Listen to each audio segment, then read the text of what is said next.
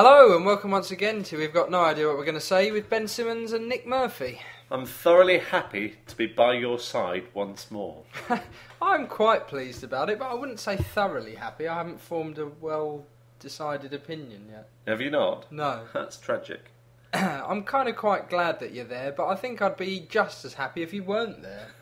Right, so you've started this off saying it doesn't matter whether I'm there or not. No, I have no effect on your life. No, that's not what I'm saying. Clearly, for the purposes of the show, you need to be there. As a podcast partner, we have no idea what we're going to say, but we don't care what Nick says. That's what it's called. That's not what I'm saying. You have to be here. I'm glad you're there in that respect, but just in terms of having someone sat next to me, I'm not that bothered. I want a divorce. You want a divorce, or you wanted a vorse? What's a divorce? I thought you might know. You're the one that wanted it. I think it's a really bad horse. You'd have to be quite bad at being a horse if everyone called you a vorse. Yeah, definitely. Sort of almost alien-like. Wouldn't it be better if you could be a vorse to be reckoned with? Yeah. Yeah.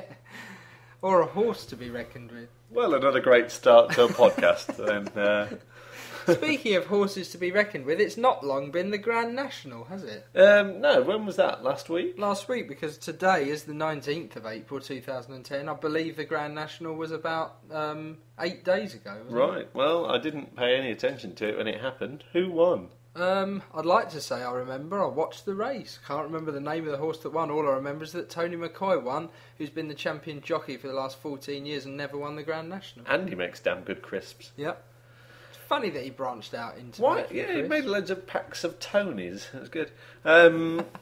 He gives out those awards on Broadway. Yeah. Why? He's a big fan of American theatre. Brilliant. And an Irish, small, horse-riding, jumpy man. Yep, well, it's possible. We can't rule it out. Yeah. Any fans of Tony McCoy, please email in at the usual address to confirm his love of Broadway and musicals. Or Tony, if you're listening, which isn't impossible, you know. No, it's not.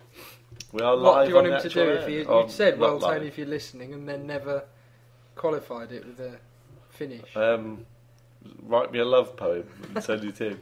All right? At the usual email. At the usual email, which is info@wgni.co.uk. I'm glad you remembered. So am I.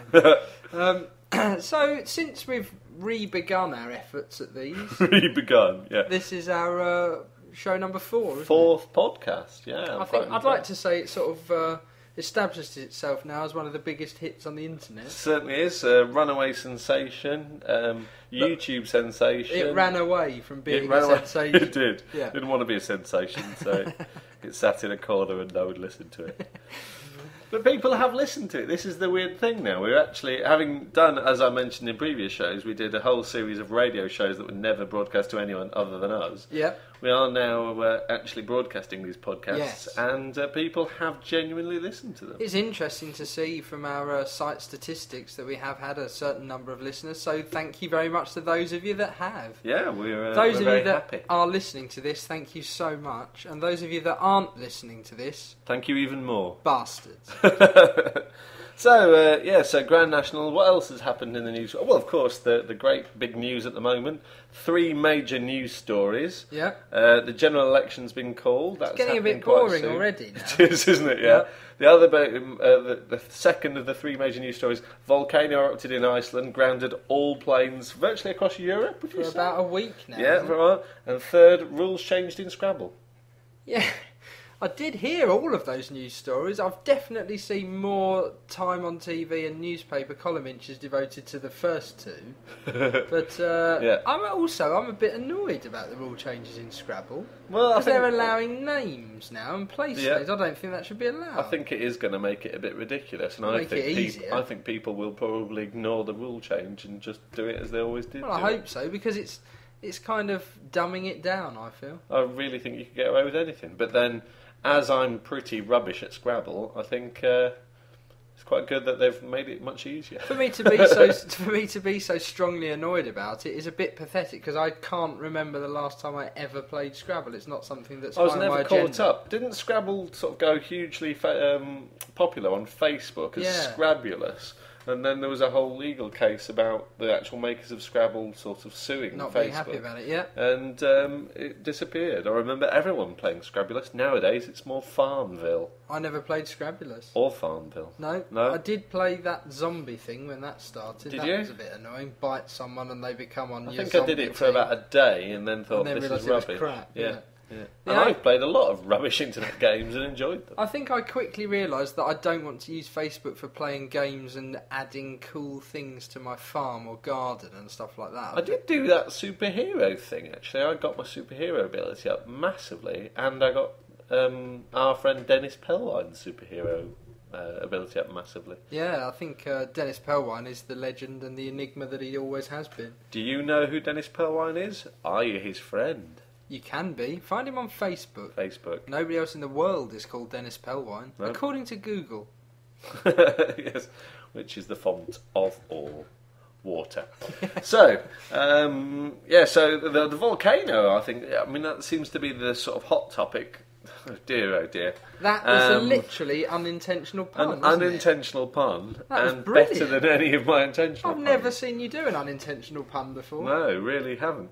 But it is a hot topic, and it is a lot more exciting than the election. Doesn't it make you think, clearly, with all the technology we've got, something in nature happens and it screws everything over. Yeah. It's quite amusing if you're not going on holiday. If you're caught up in it, then it must be a bit annoying. But I do think... It's the one time I've ever been happy that I don't have enough money to go on holiday. All these people are like, I was going on holiday next week. I do think with everything we can do, and like crop dusting and things like that, and fighter jets, could they not do something to disperse the cloud of ash?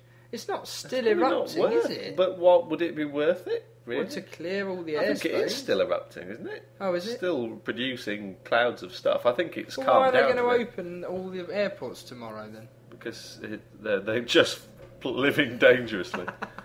We'll risk it. Yeah. Let's see see how many crashes there are on the first day, and if it's a lot, we'll shut them again. I had heard, and admittedly the last time I heard about it was about 2 days ago, that it had reduced the amount it was giving out. So maybe it's completely stopped now. But it was giving out a lot of ash. But I haven't noticed it. I mean, it's not something you sort of notice in the atmosphere, is it? No. Like you don't look up and see clouds and stuff. No, you can't. I reckon if you stood at Heathrow or Gatwick or Stansted and looked up into the sky, you'd see nothing that would make you think planes shouldn't take off. Why Heathrow, Stansted or Gatwick? Why not just anywhere in London? Because they're the places where planes would take off. Yeah. And Docklands City Airport, let's not forget. No. Or London Luton or London Oxford. Or, as I went to not London too long South ago, End. London Southend Airport. Yeah. Huge irony there. Brilliant. London, Edinburgh. That's what I say. What about London, Edinburgh? Let's talk about Edinburgh. I haven't been there very often, actually. I drove through it on the... Don't drop things on the floor in the middle of a podcast. Is that not productive? No, it is. That's what we should always do now. There you go. The last time I went to Edinburgh, I was driving to Aberdeen. I went sort of through Edinburgh. I'm absolutely... Where is Edinburgh? I don't know, but I want to go there again. Do it. So you got through Edinburgh and you went to Edinburgh. Then I went sort of past Edinburgh. Yeah. And I was a bit upset because as I passed Edinburgh, there was a sign saying Aberdeen 117 miles. That must have been like a dagger to your ears. And you think, how can I be past Edinburgh and still have 170 miles? Surely nothing is past Edinburgh that far. Anyone, any organisation, any employer that asks an employee to drive from London to Aberdeen in one day is really reasonable. It's fine. And the fact that it was like I had to specially ask for someone else that could drive a car to be in the car with me. Yeah. It's like, make sure they're going to take over for a couple of hours. I had a potential similar thing, but not quite, because I had one job that finished in Cornwall, and they assumed I was going to stay the night in Cornwall, and then the next day drive back to London for a stop, like a brief break, and then go to Gretna. Yeah. So that's basically Cornwall to London to Gretna in one day, and I said, can't I just come home from Cornwall the first night? And they were like, oh yeah. We didn't realise that might be better. They're not the most intelligent of people, but we both work for them, don't we? Yeah, and when you say they, you're talking about goldfish, aren't you? No, I'm not. No. They're not Definitely the most intelligent not. of people, are We they? don't work for goldfish. That's a fact. Right. I don't think there's anything about them not being intelligent. There's a myth about them having a very short memory. I heard a radio segment about Mythbusters the other day where they said it, and I've heard it on QI anyway, but that goldfish do remember things and could be made to learn routes and tasks and get food. The whole 7-second memory thing is complete rubbish. But they're just perceived generally to not be that intelligent, aren't That's they? true. So it's lucky we don't work for them. Yeah. Although maybe they'd run a really successful company. They had a credit card a while ago. They did, didn't they? Yeah. Whatever happened to the companies that had those credit cards that weren't a full rectangle, that had a weird curved edge? Do they still exist? That might be goldfish, actually, because I used to have one. Wasn't Mint one of those? See now, I'm going to reach down to my box of beauty. Just hearing one of the presenters reach down isn't exciting, but there is in front of me right now a Mint credit card. With one of its corners in a sort of curvy thing, and it used to cause tremendous problems in machines because They couldn't swipe it. They thought, what the heck's this with no corner? Why did the makers of the Mint card think that would be good then? Because it makes it stand out, makes you remember them. Yeah, and that's it true, worked. but you thought it was goldfish a minute ago. I did, yeah. I didn't remember. So, this Mint credit card that is signed by your good self, Yeah. there is no way of dating it, except it says There should be an 2007. expiry date. Yeah. Was this ever having a high balance on it? Yeah. What was the credit limit on this card at any time? I have no idea. I've lost all comprehension of it. I have to say now, just for any listeners, I have no credit cards at all now. At one point in my life, I had 5. Let's not talk about credit cards No, anymore. credit cards are rubbish. But they have nice corners that have been cut off, so... yeah, what do they do with all the corners that are missing? I don't know, there must be a pile of them somewhere. Yeah. I wonder who Mint was owned by. Obviously the company probably doesn't seem to still be going, does it? I wonder if it was owned by the Royal Mint. No. Are you sure about that? Yep. Someone showed me recently a £5 coin. That's right, I think I was there. That was the exact value of £5. And you could send £5 to the Royal Mint and they'd send you a coin. I've just realised we've forgotten the 4th but largest news story of the last week. Absolutely largest. Yeah. Larger than Scrabble. Larger than Scrabble. Larger than a volcano. Larger than politics. Larger than a general election. What is it? My birthday. That's large. It was your birthday, wasn't it? It was my recently? birthday. Tell our several listeners how old you now are. Oh, I'm really old. Yeah, you're not young, are you? No, I'm not young anymore. It's fair to say. It's fair I'm to older say that than I ever intended after to this be. birthday, neither are you 11, 17, 25 or 31. That's truth. Yeah. That's all I'm going to say. You can work out the rest. Yes. That wasn't a code or clever thing in any way. That's just a list of numbers that I'm not. So, Yep. yeah. You're but looking good for 76. thanks very much, yeah. No, it was quite a reasonable birthday, but it is a sort of I'll have to say it now for the listeners. It's 32. But it's such an irrelevant age because 30 is quite big, 35 is quite big, 32 is nothing. I don't think of 35 as big. I think when you get to 18, you've got 21 quite soon afterwards. 21, 25, 30. Then 35 is not a big birthday. It's that you wait for 40. Maybe, yeah. So when you're early 30s... That's making 32 less relevant because it's further away from a good birthday. No, but it's still closer to the 30. So you can cling on to the fact that you can just about consider yourself to still be vaguely youthful. Once you get past 35, you're nearing 40 and middle-aged. I can still say early 30s. After 33, that's a very grey area. Can you get away with early 30s at 33? I don't think 34 is early 30s. Well, no, obviously that's mid-30s. We know that for a fact. 33, I'm asking about 33. I think you have to be ridiculously pedantic and say from 33 up to 33 and a half, you're early 30s. That's pedantic. From 33 and a half onwards, it's mid-30s. Okay, well, let's... I don't know what you do when you get to the exact middle of the month that's halfway through the 33rd birthday, because when does it change over? Is it midnight? Like a specific time. You'd be like waiting. From early, British early, summertime early, to non-early 30s time. Mid-30s! Oh!